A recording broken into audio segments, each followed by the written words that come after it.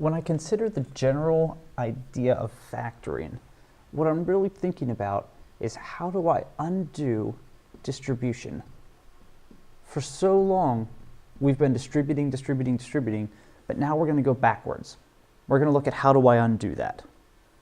The key thing whenever I am factoring with the greatest common factor method is looking at what do my different pieces of my polynomial, the different terms, have in common, and then pulling that out and undoing the distribution.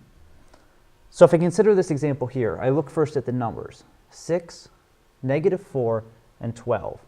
And I think, what's the largest number that I can divide from all of them? And in this case, the largest number that I can pull out is going to be a 2. So I take him and I write him out front. Then I look at the x's and I say, does everybody have an x term? And yes, yes, yes. So I can pull some x's from everyone also. And I have to look at how many can I pull from everybody. Now there's 3 here, there's 2 here, but there's only 1 there. So the most that I can take from all the pieces at the same time is just 1x. So 2x is actually the GCF of those 3 pieces, and he goes out front when I undo this distribution. Now, when I distribute, I multiply.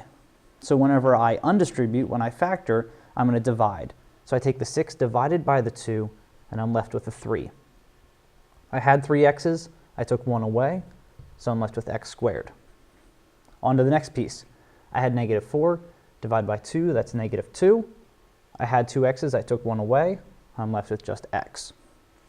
And the last piece, I had a 12, I divided by 2, that's a +6. And I had 1x, and I took him away.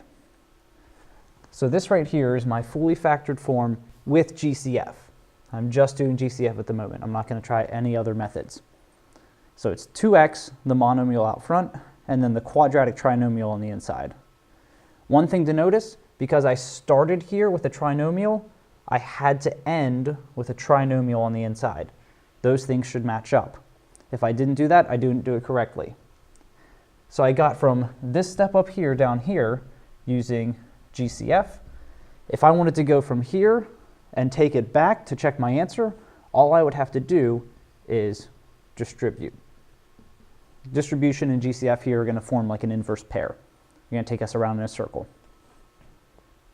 I can take the same concept, apply it to much more complicated problems. This one right here still has 3 pieces to my polynomial, piece 1, piece 2, and piece 3. So I'm going to look at it and say, hey, what do those pieces have in common? I'm going to look first at the numbers. Is there any number I can divide from 18, 36, and 9? And I realize that I can divide out a 9. I look at the x's, and the most I can take from anyone is 1x, because they all have x's. So I'm going to put that with the 9. I look at the y's. They each have 2 y's, so I can take 2 y's out from my GCF. And when I look at the z's, the highest again that they have is just 1z, so I can pull out 1z. And that's my GCF that's coming out front of a set of parentheses. I'm undoing distribution. So now take it step by step. I divide this 18 right here out by the 9, and I get 2. I had 3 x's, I took 1 away, so I'm left with x squared. I took both y's away, and I took 1 of the z's away, so that's z to the 3rd. And in this case, I've dealt with that piece. Go on to the next piece. Divide -36 by 9. I get -4. Take away 1 of the x's, leaves me with x. Take away both y's, they're gone. And take away 1 of the z's, leaves me with just 1z. And I've done that piece.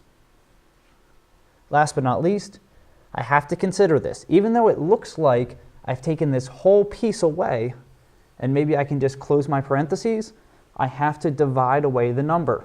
9 divided by 9 gives me a +1. Without that 1 there, if I was to distribute, I wouldn't get back to my original. So I have to put that +1. So my final answer is the monomial out front. Notice how I still have a trinomial on the inside here because I started with a trinomial. So one more time, to get from this step to this step, I used GCF. And if I wanted to get back up here, all I would have to do is distribute. So when I'm factoring with GCF, the key phrase to remember is, what do they have in common? What do they all have in common?